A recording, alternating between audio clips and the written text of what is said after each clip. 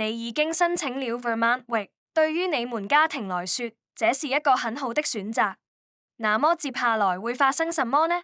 你將接到 Vermont 州政府的電話或電子郵件，以安排你前往離你最近的域診所安排你的就診。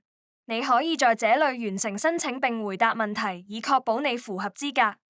每個診所都有點不同，但大多數都有標誌來幫助你找到方向。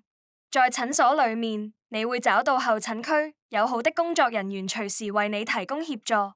是否需要口譯員？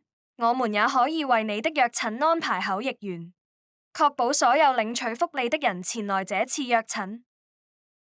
在約診期間，你會見到域營養師並討論你的健康、飲食和家庭需求。我們會問你一些簡單的問題，只是為了確保我們為你的家庭成功申請做好準備。你將被要求出示證明你身份、你在 Vermont 州的住址以及你的收入金額的文件。如果你已經參加了 Medicaid、Dr. Dinosaur 等計劃，你的保險卡可以幫助你確認這些資訊。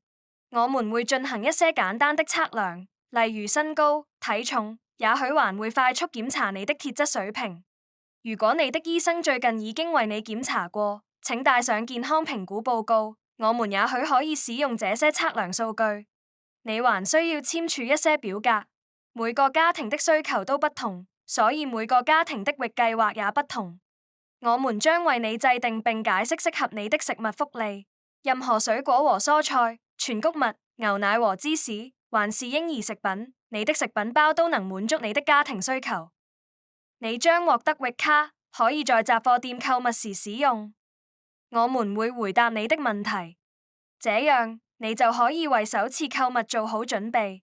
如果你需要幫助，我們可以找域購物助手陪你一起購物。我們隨時提供服務，讓你更輕鬆地照顧自己和你的孩子。這次首次預約是建立你的家庭與域之間健康關係的第一步。